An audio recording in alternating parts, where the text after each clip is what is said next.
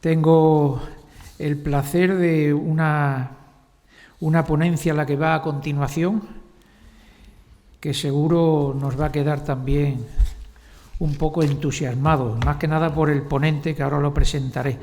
La ponencia lleva por título Los 12 Apóstoles de México en la vida y obra de Lino Gómez Canedo, que supongo tratará de ilustrar las incidencias que los 12 Apóstoles de México tuvieron en el quehacer historiográfico de este franciscano y coruñés Gómez Canedo. Tengo el gusto de presentar a don José Luis Soto Pérez, de la Orden de los Frailes Menores. Es bibliotecario e historiador. De 1970 a 1978 residió en Washington, donde convivió con el historiador Fray Lino Gómez Canedo, sobre el que va a disertar, beneficiándose de su magisterio. Desde 1987 a 2012 estuvo en México ocupado en potenciar la conservación y el uso del acervo documental y bibliográfico que las provincias franciscanas del Santo Evangelio y San Pedro y San Pablo de Michoacán conservan aún en su poder. En 1996, el Comité Técnico Dictaminador del Archivo General de la Nación de México le otorgó una mención especial en la categoría de archivos eclesiásticos, reconocimiento que continuará acreditando en la organización, catalogación e inventariado del archivo de la parroquia matriz Sagrario Catedral de la ciudad y diócesis de Celaya, en Guanajuato. Desde el fallecimiento del padre Lino, se ha esforzado en tratar de mantener viva su obra y su memoria. Ha transcrito su diario, de 1931 a 1990, lógicamente, y reunido notas para su edición, inventariado y completado su correspondencia en la misma época, catalogado e inventariado su biblioteca personal. Es autor y editor de obras de mayor o menor fuste. Muy ocasionalmente ha entretenido a sus socios escribiendo pequeñas notas de carácter erudito e intimista, algunas de las cuales reunidas bajo el evocador título de México en lontananza, y recién acaban de ver la luz pública estas obras. Esperemos ir en el tiempo, y tiene la palabra Fray José Luis.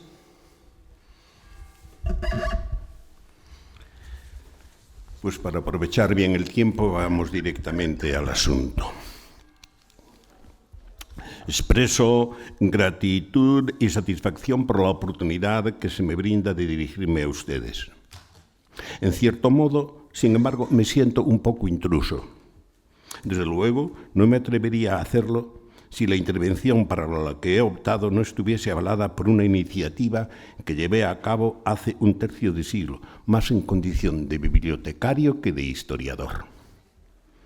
De no ser así, no duraría en calificar mis palabras de ahora de minucias anecdóticas, aunque eruditas. Lo que sí no puedo evitar es alegrarme de contribuir a la fascinante tarea de descubrir ideas y hechos, relacionándolos entre sí y situándolos en el cuadro general de la época, e influencia que pudieran tener en el futuro del quehacer historiográfico de un eminente americanista, universalmente reconocido y estimado como tal, cual fue el padre Fray Lino Gómez Canedo. Ni finjo ni miro al pasado con autocomplacencia narcisista y reprobable, sino que trato de aportar mi granito de arena a la responsabilidad de revitalizar, revisar y actualizar los fines que se pretenden con ocasión de la efeméride que celebramos. En relación con los 12 apóstoles de México, estoy convencido que nadie mejor que el padre Lino merece ser evocado por lo que escribió sobre ellos. En lo personal, porque quienes lo tratamos, convivimos con él y sabemos lo que decimos, no debemos permitir sea relegado o sencillamente ignorado. Para consumo interno de la Orden Franciscana, permítanme manifestar, asimismo, que se impone de necesidad el aprovechar la ocasión de subrayar algunos de los rasgos más sobresalientes en su vocación franciscana. Lo hago valiéndome de las valoraciones de un distinguido colega historiador en la nota necrológica que le dedicó en una revista de circulación interna.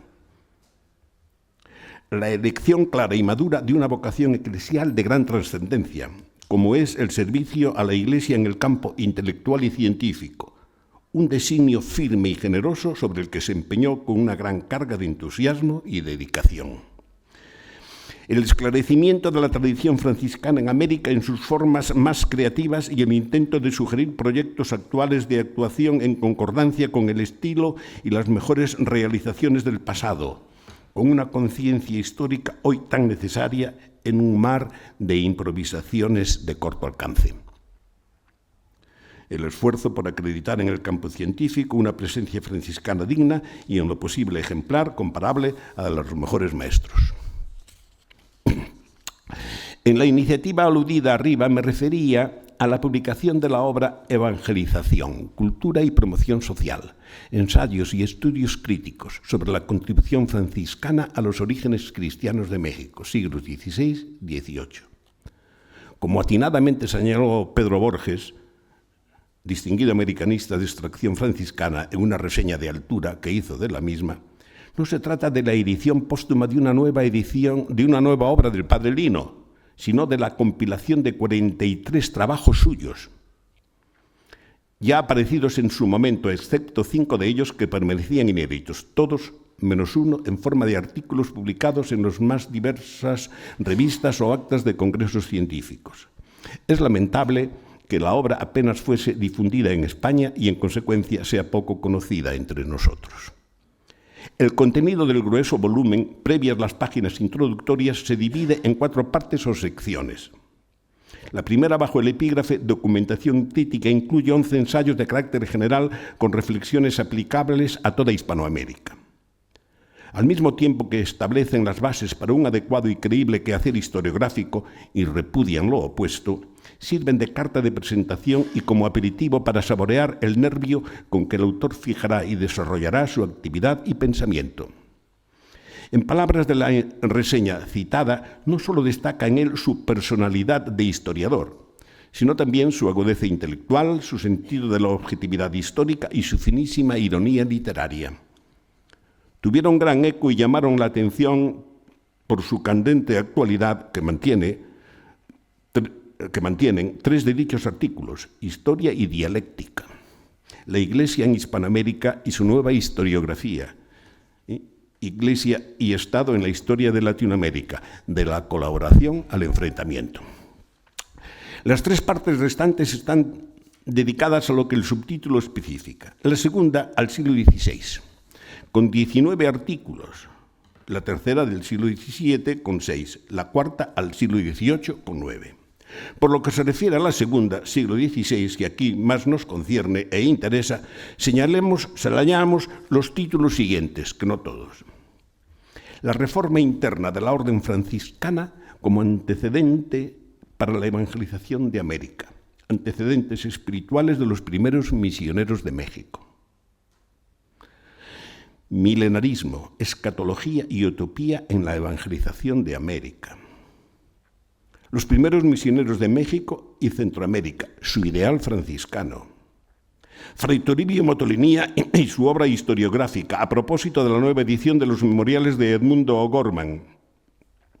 Motolinía, enigma historiográfico. Juan de Zumárraga y Jerónimo de Mendieta, 2 grandes artífices de la primitiva cristiandad de América. Misioneros y gobierno político en la Nueva España del siglo XVI. La evangelización de México 4 siglos después, una interpretación. La primitiva evangelización de México, objetivos, problemas y métodos. Evangelización y promoción social, algunos antecedentes históricos. Evangelización y política indigenista, ideas y actitudes franciscanas en el siglo XVI. Los misioneros franciscanos y las culturas indígenas. Como se deja ver, un fascinante horizonte historiográfico cuya policromía temática y riqueza de contenido aflora y se puede utilizar fácilmente gracias al copiosísimo índice analítico de 60 páginas a doble columna con que se cierra el volumen. Dicho lo cual, paso a ocuparme de los comienzos del padre Lino ya en inicios de su vocación americanista. Con motivo del bicentenario del establecimiento en la Casa de la Lonja de Sevilla del Archivo General de Indias, la Dirección de Cultura de la Junta de Andalucía pidió a algunos americanistas que trabajaron en el gran repositorio documental escribiesen las impresiones que guardaban del mismo. Uno al que acudieron fue al padre Lino, quien envió su colaboración, el Archivo General de Indias y mi vocación americanista. Comenzaba en los siguientes términos. Puesto que el presente volumen debe recoger las impresiones personales de quienes hemos trabajado en el Archivo General de Indias, es inevitable el empleo de la primera persona. Por si lo hago con exceso, pido disculpas. Recurro a la cita por un doble motivo. Da el tono del talante humano, intelectual y moral en que se mantuvo a lo largo de toda su vida. También, en cuanto tiene de autobiográfico, porque si bien señala los años 1947 y 1951 como cruciales y decisivos a partir de los cuales se reafirmaría su dedicación en exclusiva a los estudios americanistas y misionológicos, puntualiza que los orígenes de su vocación historiográfica se remontaban a los años 1929-1931, en Santiago de Compostela. Fue allí, antes incluso de su ordenación sacerdotal, donde disfrutó del magisterio del padre Fray Atanasio López Fernández, 1876-1945, quien le inspiró el amor a la historia y le introdujo al estudio de la de Galicia y América. Se da la circunstancia de que para entonces el padre Atanasio contaba entre su haber una serie de aportaciones pioneras relativas a la presencia franciscana en México. Por orden cronológico, señalo las siguientes. Fray Toribio de Motolinía, 1915-16. Fray Martín de la Coruña, 1917. Los primeros franciscanos en México, 1920. Cuestionario histórico americano. La relación de las ceremonias y ritos de la provincia de Michoacán. ¿Hase publicado íntegramente y se sabe quién fue su autor? 1920. Los 12 primeros apóstoles de México, 1921. Escribió Fray Toribio Motolinía una obra titulada Guerra de los Indios de la Nueva España e Historia de la Conquista de México, 1925. Vida de Fray Martín de Valencia, escrita por su compañero Fray Francisco Jiménez, 1926. Los 12 primeros apóstoles de México, 1930. Fray Toribio de Motolinía, misionero e historiador de México en el siglo XVI, 1931. El interés del padre Atanasio por los 12 comenzara a manifestarse a raíz de la publicación en Barcelona en 1914 de la historia de los indios de la Nueva España de Toribio de Motolinía, sacada a la luz por el padre Fray Daniel Sánchez García, zamorano de Gema del Vino, y condiscípulo suyo que había sido. Ya para entonces, el padre Daniel, residente en Guatemala, previa una corta estancia en México. Fue a raíz de la elogiosa valoración que hizo de dicha edición cuando el padre Atanasio se ocupó de algunos problemas que planteaba la confección y contenido de la obra. La Editora Nacional de México, en 1956, publicaría una reedición de carácter popular. Se trata de una reimpresión paupérrima, como llegará a calificarla el padre Lino. Es reveladora y eleccionadora la correspondencia que entre 1906 y 1940, este último año ya incardinado, el padre Daniel, que había sido franciscano, al clero diocesano de Honduras, donde residió hasta su muerte, la correspondencia, que mantuvo con el padre Atanasio, misma que, si bien refleja la triste situación de los franciscanos en México, arrastrada desde el siglo XIX a causa de las vicisitudes político-religiosas y agravada por la Revolución de 1910, no deja de manifestar el entusiasmo que sentía por la necesidad de recuperar la grandeza de su pasado histórico y darlo a conocer. Escribía en 1912: nuestra historia de México es la historia más hermosa de la Orden. Y 2 años después, hoy le propongo lo siguiente. El padre Daniel, que estaba en Centroamérica, al padre Atanasio, que estaba en Compostela. Hoy le propongo lo siguiente. Su reverencia, para escribir la historia de esa provincia, la de Santiago, necesitaría venir a América, pues sobre todo en México, y aquí más que en ninguna parte, sus hijos han dejado huellas inmortales. Yo me comprometo a pagarle el viaje de ida y vuelta con tal que estuviese aquí medio año al menos dedicado al mismo tiempo a la historia de esta provincia y a la historia franciscana en Centroamérica. Anímese, padre Atanasio, comuníqueselo al padre provincial y con el consentimiento y una recomendación de él y con mis ofrecimientos, creo que el reverendísimo padre ministro general le dará la obediencia por 1 año o 2. Ganaría esa provincia, ganaría esta, ganará toda la orden, pues apena el alma que teniendo una historia tan brillante permanezca ignorada aún en los mismos franciscanos. Trabajemos por la orden. Su reverencia se formará idea de esto y rectificará muchos prejuicios que se tienen de esto.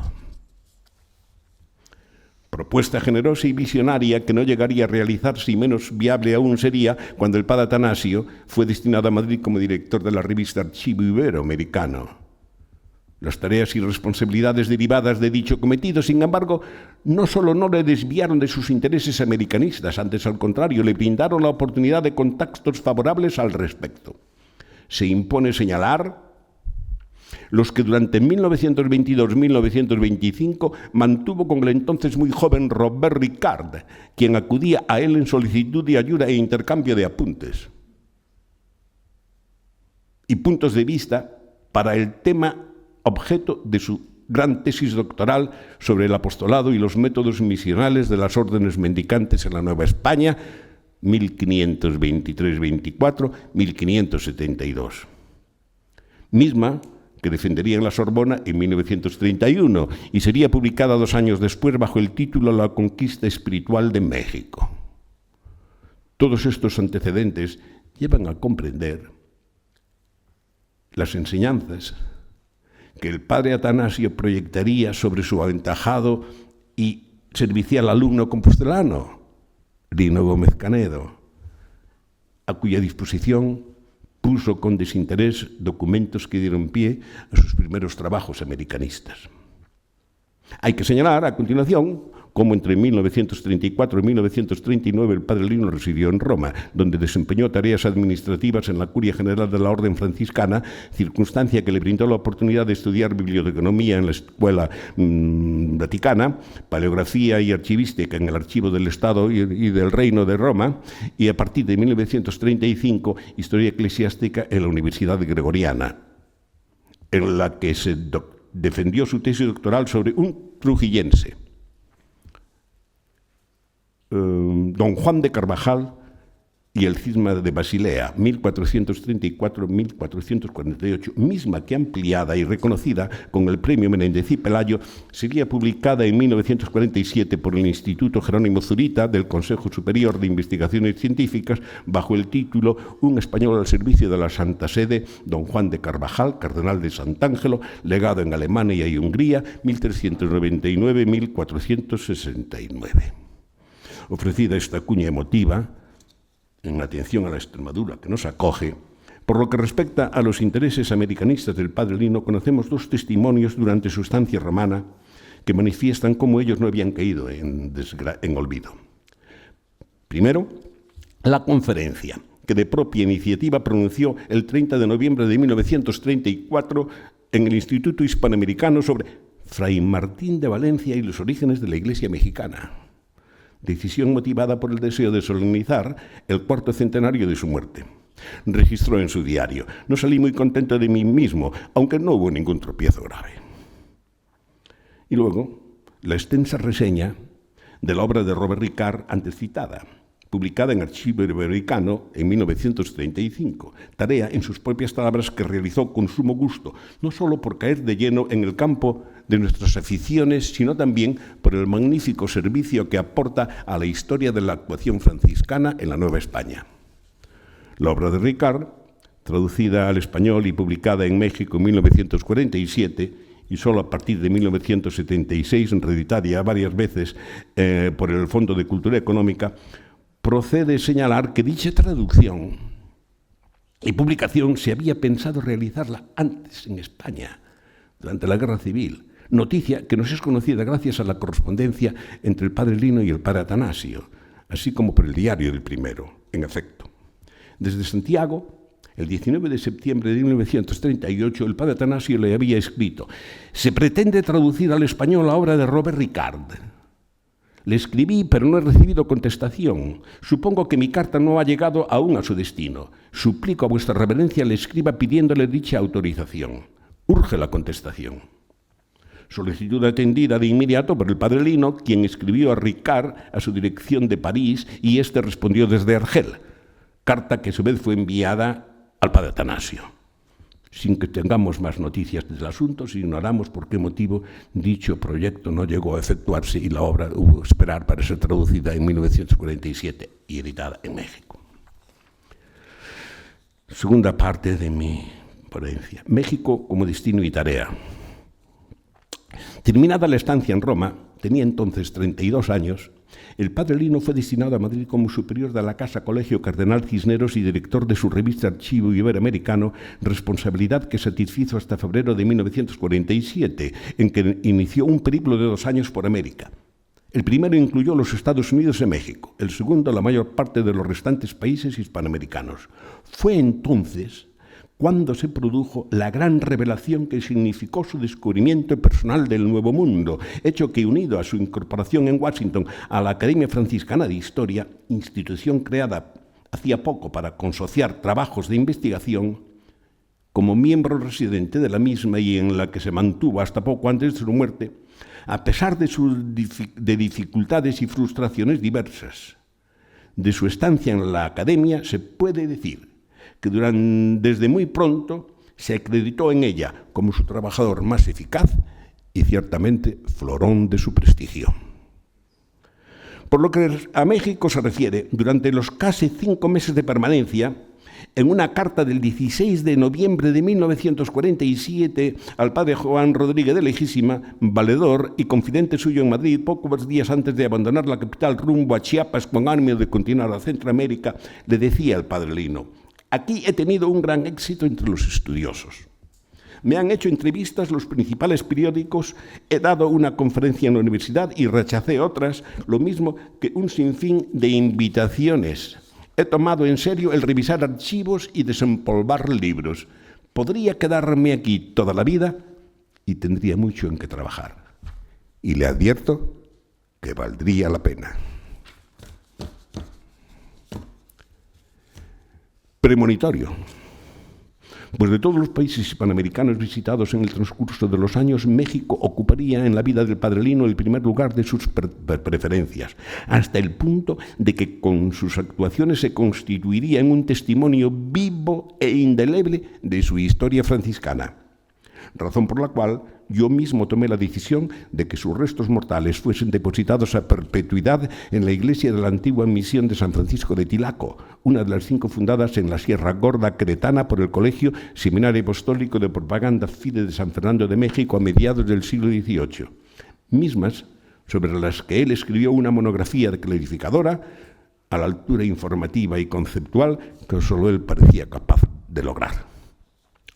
Respecto de lo que acabo de decir en relación con el expresivo impacto con que se proyectó sobre México, me limitaré a 3 testimonios elocuentes en sus expresiones, sea el primero el que le dio pie al que dio pie una carta suya del 26 de mayo de 1963 al padre Fray Leopoldo Campos. ¿Sabes que tengo una enorme nostalgia de México? Más que ninguna de las veces anteriores, excepto la primera, a la que el gran amigo desde sus años romanos le respondió: comprendo tu nostalgia de México. pues tú ya sabes cómo todos te apreciamos. Y es que también tú te das a querer. Que así sea siempre. Para colaborar en un futuro próximo en el campo de la historia gloriosa y siempre interesante de nuestra orden en estas tierras, las puertas siempre las tienes abiertas. Ven cuando quieras. El segundo testimonio nos lo brinda el escritor y político hidalguense Luis Rubluo en una semblanza que merece ser reproducida toda ella, pero que por razones obvias pues, se limita a unos párrafos. La obra del doctor Gómez Canedo es una luminosa orientación para todo historiador hispanoamericano. Es sacerdote de la misma estirpe de aquellos franciscanos que nos llegaron a México durante los primeros años de la colonia, como nuestro Bernardino de Sahagún, hombre humilde y piadoso, sabio y agradable. Tiene el carácter dulce, sonríe como un niño, reparte afecto a quienes trata, conserva aquella rancia caballerosidad de los hidalgos y es la sencillez más diáfana. Guarda de sus estudios aquellas complicaciones de su ciencia. Conoce a fondo los particulares problemas de los asuntos, pero, según su estilo, quiere evitar a los demás aquello solo reservado a los eruditos, los cuales, cuando tienen la responsabilidad de llevar a los públicos cuanto saben, es necesario poner cierto refinamiento para mostrar su labor acabada, profunda y objetiva, y dejar para los cenáculos de investigadores esos problemas. Es peculiaridad de don Lino una fina percepción que detecta valores de otras personas. Debe calificar dentro de su mente a todos para saber quién es quién. Entusiasta, se une a los generosos proyectos, apoya a los jóvenes inquietos y les es maestro, pero con refinamiento puede rechazar a los advenedizos. Y una que otra ocasión su impaciencia de franciscano sabio lo lleva a la palestra para contender con quienes en supuesta erudición han discurrido fuera de la razón para decir alguna mentira. Es él quien llama a la sensatez y procura que, por su amor a la verdad histórica, con toda la autoridad dadas sus conocimientos de las fuentes documentales, llegar a regresar a ella. Este es el doctor Gómez Canedo, un maestro de origen español, pero de nacionalidad, de conciencia, de amor absolutamente hispanoamericano. El tercer testimonio, muy brevísimo, nos lo ofrece un distinguido académico e investigador regiomontano, de Nuevo León, México, Israel Cavazos Garza, quien, habiéndole comunicado yo la muerte del padre, me respondió: le aseguro que me ha conmovido profundamente la noticia de la muerte del padre Lino. Su maravillosa obra de investigación hará que viva siempre. Mi esposa, mis hijos y yo quedamos orando por él. Sus estancias en México, frecuencia y duración de las mismas por un total de 28 veces, fueron y se distribuyen del modo siguiente: entre 1947 y 1965 en 5 ocasiones discontinuas, las restantes comenzando en 1968 hasta su muerte en 1990, durante todos y cada uno de los años sin excepción. Solo en una ocasión, que fue en Celaya, dichas estancias estuvieron siempre centradas en la capital, y aunque con múltiples y reiteradas salidas a diversos lugares de la ditada geografía mexicana, unas veces de necesidad y otras de propia iniciativa, todas estuvieron ocasionadas por el deseo de conocer escenarios en busca avizorado de informaciones y fuentes documentales, cuya autoría y fidelidad no ofrecieran dudas, señalando hechos ciertos, confrontándolos y complementándolos con testimonios impresos, fijando puntos seguros de referencia válida a futuros investigadores, haciendo de la historia algo vivo y aleccionador, pues según él mismo llegaría a escribir los relatos de lo que sucedió en una determinada época, en un determinado lugar de América, puede interpretarse de modo de muy distinta manera según se conozcan o no las condiciones geográficas, la índole de la gente y otras características del lugar. Sin olvidar aquellas otras salidas dedicadas al disfrute isolado de confortables descansos, no solo merecidos como premio a su disciplinada e intensa carga de trabajo, desintoxicación erudita, la llama él, sino también necesaria a su frágil condición física, a lo que hay que añadir un estado de ánimo propenso a la impaciencia, a la depresión y al desaliento. Dadas las circunstancias que nos reúnen aquí, evoco los registros del padre Lino en su diario sobre sus visitas a dos lugares estrechamente unidos a la primitiva historia franciscana de México. Sea el primero Tlalmanalco, por sus referencias a Fray Martín de Valencia, el que registra en 26 de octubre de 1947. Acompañado por el padre Chobet y de don Juan de la Borbolla, hice una excursión a Mecameca y a Ozumba. A la ida visitamos el convento de Tlalmanalco con sus famosos arcos, que parecía haber sido el ábside de una capilla abierta. Su decoración supera a la de cuantos he visto y recuerda los capiteles historiados del románico. Subimos al Sacromonte, muy bien cuidado, desde donde se ve la mano del pasado párroco, señor Escalante Plancarte. Después continuamos hasta Ozumba, es convento franciscano con buena iglesia y de antiguos e interesantes altares barrocos. Al regreso comimos en Amecameca, visitamos la antigua iglesia, primero franciscana y después dominica, entramos en Chalco. Su iglesia vale poco, pero parece antigua su traza. El humilde claustro es muy interesante y antiguo. Fue casa franciscana y se ve todavía nuestro escudo en un muro del convento y el cordón sobre la puesta. Pasamos junto al pueblo de Ayotzingo, antiguo embarcadero de Chalco a México, donde murió Fray Martín de Valencia. Hoy no existe ya la laguna de Chalco, ni se puede venir embarcado a México, por supuesto, pero Amecameca ofrece un espectáculo hermoso con los dos volcanes, Popocatépetl e Iztaccíhuatl al fondo. Por entre ellos pasó Cortés, como recuerda un monumento de bronce en el llamado Paso de Cortés. Así como en la cumbre de los volcanes hay una lápida de Diego de Ordaz, el primero que hizo su ascensión. En visitas posteriores y al paso de los años, charla en Tlalmanalco sobre la evangelización de México. Inauguramos de las primeras jornadas en honor de Fray Martín de Valencia en el 450 aniversario de su muerte. El párroco me habló de la intención de iniciar su proceso de canonización.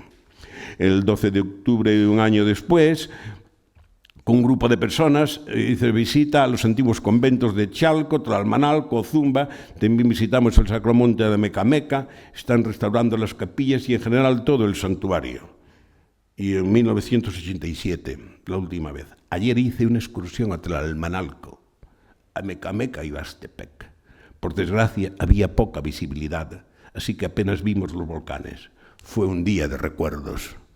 ¿Cuántos amigos con los que visité estos lugares se han ido ya? Y con referencia al convento de Tepeapulco, en el estado de Hidalgo, hice excursiones domingueras a Tepeapulco, donde escribió Sahagún, pasando también por Otumba y Ciudad Sagún, nuevo centro industrial. Tepeapulco queda en una elevación recostado frente a un magnífico panorama en el que, según se gira hacia el norte desde Calpulalpan y antes de bajar a la llanura donde se sienta Ciudad Sagún. Atrio amplio y sombrío, iglesia amplia a la que se asciende por una alta escalinata, restos primitivos en la fachada, pero completamente reformada por dentro. Pequeño convento, con su típica arcada de entrada. No lo vi por dentro. Buen lugar para escribir.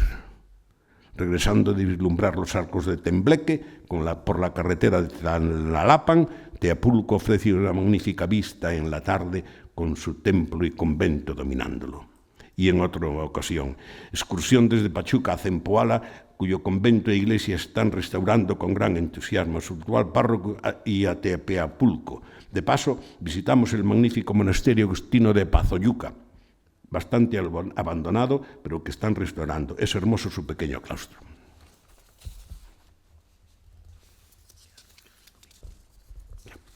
Bueno, esto lo lean ustedes después todo ello. en impreso, el texto impreso, pero la última parte, 2 hitos historiográficos. Los 2 hitos historiográficos, precisamente me ocupo del origen de esta obra, es la edición del Epistolario de Motolinía, que es más que el epistolario, aquí está la mejor biografía de Motolinía, en la introducción. Y todos los grandes problemas, ¿verdad? Y todas las grandes cuestiones que están relacionadas con Motolinía, están aquí todas ellas extraordinariamente anotadas, ¿verdad? Y tal. Aquí narro la historia de este libro. Este libro, es decir, el epistolario, había un gran erudito, un gran amigo del padre Lino, que estaba trabajando, un gran abogado y un hombre pudiente, muy pudiente. Entonces, por razones de enfermedad, ya no podía dedicarse a los negocios. Entonces, volvió a sus aficiones de juventud y se dedicó a editar los trabajos de los primitivos franciscanos y editó, de hecho, de Motolinía la historia de los indios, en una edición de un códice, el Códice de la Ciudad de México, y luego quería editar, reunir todo el epistolario. Y para ello contaba continuamente con la ayuda del padre Lino, porque eran íntimos. Y el padre Lino le ayudaba, porque era un hombre sumamente gentil, generoso, y además un encanto hablar con él, porque no era nada pretencioso. Pero resulta que O'Gorman, el licenciado Aragón, murió. Entonces, pues claro, la viuda le daba pena que todo el esfuerzo de su marido quedase inútil. Y acudió al padre Lino, ¿verdad? Y entonces, uniéndose la voluntad de la esposa, los medios económicos y la disponibilidad del padre Lino, ¿verdad? Trabajó durante 3 años. Por eso el epistolario es recopilado, paleografiado y directamente de los originales y transcrito por el licenciado Aragón. Pero luego el estudio preliminar, la edición y notas, todas ellas son del padre Lino, todo el esfuerzo. Todo esto lo detallo aquí oportunamente, ¿verdad? Aquí, está aquí. Y describo, ¿verdad? Los afanes. La obra está estructurada del modo siguiente, ¿verdad? El estudio preliminar comprende un ensayo biográfico, casi 50 páginas, pero ya digo, es la mejor biografía que hay. Los temas que toca el padre Lino no es que todavía se haya terminado, era el primero que lo sabía él y lo sabemos todos. Cualquier tema no se da nunca por terminado, pero hasta aquel punto en que él escribe, hasta aquel punto todo va a misa. Todo va a misa. Y sus obras historiográficas, el epistolario, ¿verdad? Editar las cartas. Digo yo aquí que la parte de introducción tiene un total de 200 notas, lo cual, por su número, en un individuo que no escribía por alardear, dan una idea de la amplitud y solidez con que acredita sus afirmaciones. Pues edita las cartas, todas ellas, las anota. Tienen las anotaciones de las cartas, ¿verdad? Las cartas de Motolinía, el epistolario incluye las cartas firmadas solos por él y las cartas escritas, ¿verdad?, en colaboración con los otros franciscanos. Bien. Y también 108 notas. Digo esto no evidentemente para indicar, mira, tantas notas, no, es que en una persona que es discreta, ¿verdad?, y oportuna, 108 notas en la edición de las cartas y 200 y pico notas en la introducción, ya da, ¿verdad?, algo por donde van, ¿verdad?, la solidez de todo lo que él dice. Aparte de que su estilo literario es maravilloso. Es un maestro del idioma. Bien. Y después el padrino pues habla, explica, ¿verdad?, define, se ocupa, y luego desarrolla el perfil biográfico de Motolinía, ¿verdad?, en 25 puntos, 25 apartados, ¿verdad? Pero después resulta que juntamente, por aquella fecha que estaba el padrino trabajando, resulta que al padrino le vino una solicitud desde España de que escribiera, con motivo del 5º centenario, una biografía de Motolinía. Y el padre Lino no quería escribir la biografía de Motolinía, quería escribir la biografía de los 12, de los cuales Motolinía era uno de ellos. Lo que pasa, claro, pues Motolinía apela, ¿verdad?, al público y a las ventas, mientras que los 12, pues aquí en España, pues realmente no sé. Pero de cualquier manera, el padre Lino publicó, ¿verdad?, preparó el libro. Esto es el mejor catecismo que hay. Si ustedes quieren enterarse, ¿verdad?, aquí esto lo digo yo, pues al caso, oportunamente, brevemente, ¿verdad?, viendo concreto, de todo lo que aquí estamos tratando, lean este libro. Yo, si fue posible fuese, bueno, aquí también lo toco, ¿no? Un gran fruto de este congreso sería la reedición facsimilar, ¿verdad? Un poco ampliada, ¿verdad? Pues este pequeño libro es una joya respecto de lo que estamos tratando aquí. Mira, le voy a decir el índice solamente. Bueno, y le impusieron 200 cuartillas. El padre Lino, él le hubiera gustado haber escrito un libro más erudito. El libro desborda erudición, pero claro, no tiene notas, no tiene todo el bagaje que se supone en una obra erudita. Pero todo esto bien.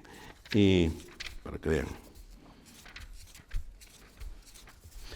La dificultad del libro estaba en condensar, porque claro, meter en 200 páginas la obra de los 12, ¿verdad? Bueno, y el padre Lino entonces le dio un título, pero de cualquier manera cambió, pero aquí en Madrid volvieron a lo suyo, le pusieron su título Fray Toribio de Motolinia y sus compañeros.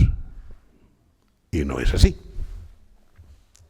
No es así. Motolinia es grandioso por sí mismo, ¿verdad? Pero no es grandioso por sí mismo solo, es grandioso por todo. Todos ellos son grandiosos. Bien, pero ¿dónde está aquí para que se den cuenta de lo que acabo de decirles? Ya, solamente, y termino ya, el índice, y ya termino. Los capítulos. La nueva cristiandad. La primera semilla. Primera misión. La expedición de los 12.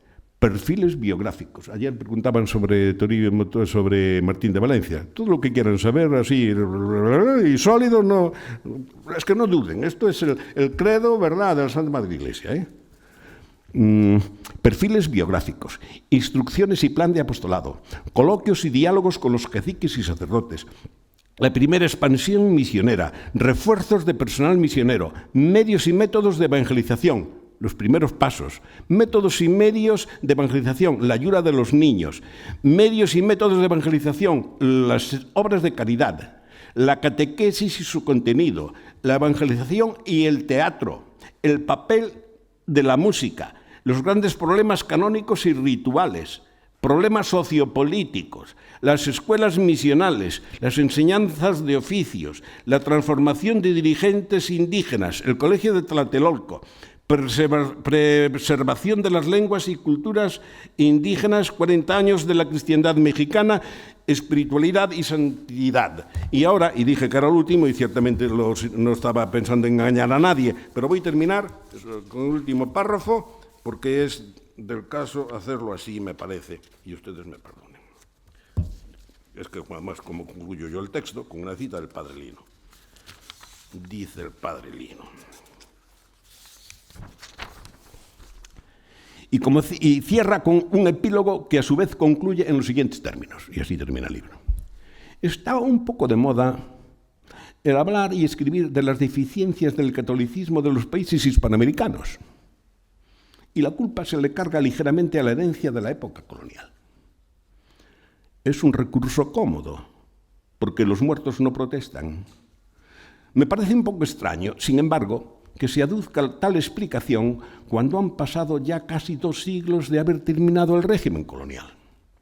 Parecería más razonable lo contrario, que se hayan esfumado los valores de la cristianización colonial y no se hayan sustituido por otros de igual calidad.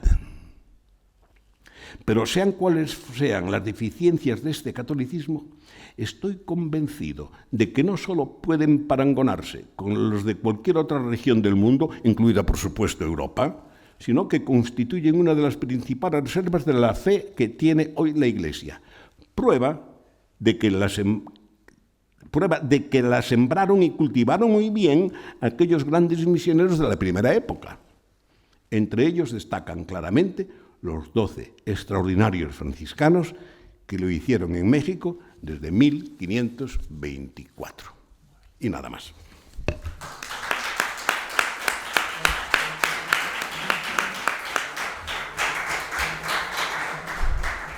Bien, rápidamente, ¿alguna pregunta para Fray José Luis?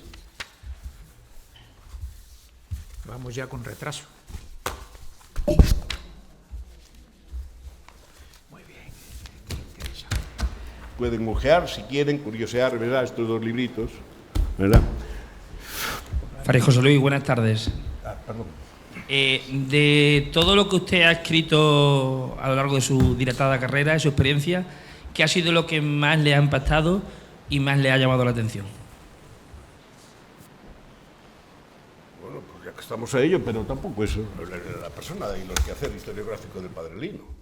Uno tiene en la vida, se encuentra con muchas personas, ¿verdad?, que te motivan, pero el Padre Lino era un fraile auténtico, tanto para lo que refiere a la orden franciscana como se refiere a la situación y al medio político. No se vayan a creer. El Padre Lino leía San Juan de la Cruz, leía Truman Capote, leía Bismarck y leía, pues que digo yo, un teólogo español que murió, que escribiera sobre cuestiones, escatología, que publicara Labaco, un libro famoso, y dice: Padre, estoy leyendo esta obra de Ruiz de la Peña, sobre escatología. Dice: no entiendo mucho, pero algo aprendo, dice el Padre Lino. Sí. No entiendo mucho, pero algo aprendo, ¿verdad? Me gustaría, sin embargo, que me usase más citas, ¿verdad?, de los santos padres, dice así.